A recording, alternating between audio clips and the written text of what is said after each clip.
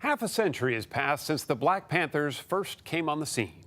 They were champions of equality to some, but dangerous subversives to others.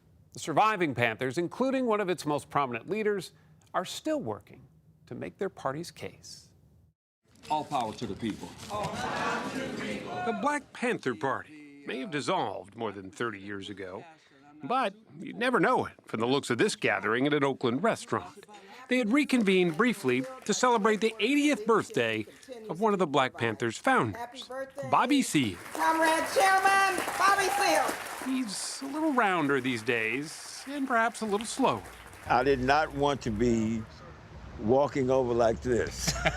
Okay. But at 80, Seale hasn't lost a flicker of the fire that helped change the political landscape of the 1960s.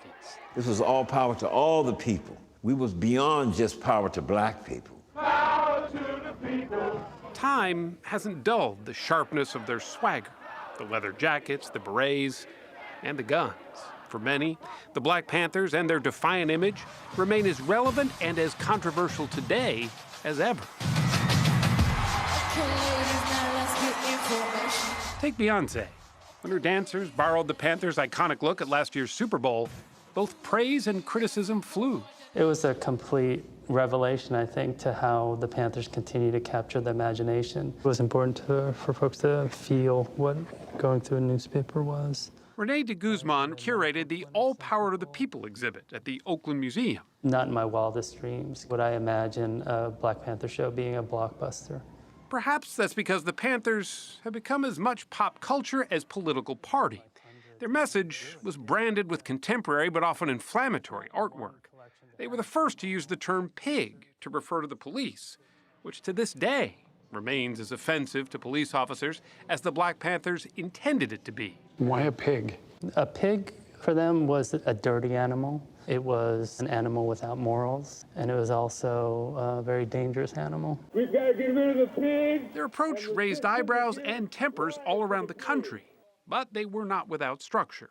Seale wrote a strict 10-point platform, the party's founding principles, on this legal pad that somehow managed to survive all these years. This is all your handwriting. This is all my handwriting, my printing. He hasn't seen it in years, but can recite every word of it to this day. We want freedom and power to determine our own destinies. It demanded, among other things, access to better housing, education, and an end to police brutality. Do you think this is still relevant today? Every nickel of it. Grim-faced and silent, a file of angry young Negroes. The Panthers first got national attention when members marched, armed, to the floor of the California State Assembly, taking advantage of the gun laws at the time that allowed a firearm to be carried openly. The armed band forced its way past surprised and bewildered state police. It wasn't just a stunt. Bobby Seale of Oakland read a statement protesting the killing of a young Negro. It was an extension of the Panthers' armed citizen patrols.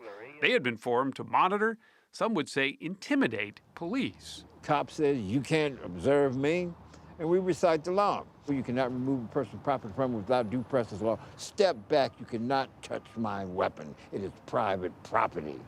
And some black dude said, man, what kind of Negroes are these? Seale was chairman of the Black Panthers, while Huey P. Newton was its Minister of Defense. In 1967, he was arrested for fatally shooting an Oakland police officer. Free Huey became the party's rallying cry, and after 4 trials, Newton's case was eventually dismissed. How much did Huey's trial really galvanize the movement? It wasn't Huey.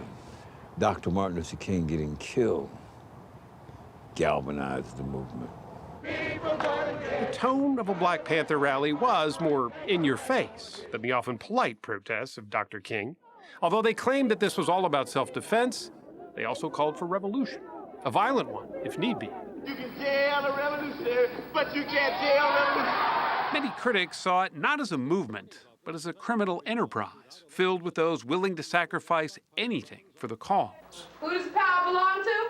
The black people. All the poor and oppressed people. We knew that the system that had enslaved us could not remain in place because it was that system of capitalism on the backs of African slaves that created our state of oppression. Elaine Brown rose to become the first female chair of the Black Panther Party. For me, there was no turning back. Once you say you believe in something, you're ready to live and die for it, then that's what you do. Some did die on both sides of the struggle. When police raided a Panther headquarters in Chicago, a shootout left one of the movement's most charismatic leaders, Fred Hampton, dead, and all hell broke loose. Murder.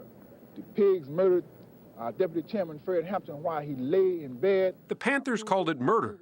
Police called it self-defense. The immediate, violent, criminal reaction of the occupants in shooting at announced police officers emphasizes the extreme viciousness of the Black Panther Party.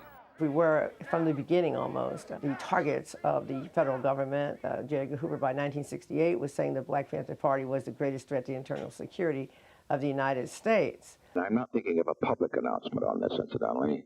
Hoover even brought his concerns about the Panthers to President Nixon, who could be heard on a telephone call pondering how the FBI could be used against them. On a case-by-case basis, you could determine that you would want the Bureau to get in. In other words, where you sort of had the scent or the smell of the national conspiracy thing. You know, the kind of thing like the Panthers and all that. Panthers, all these right. So Democratic Society. Something that's where it's basically that kind of an action. Found the tape, baby, smoking gun evidence that the Nixon administration, starting with Nixon himself, this dude was giving directives to get rid of these Black Panthers.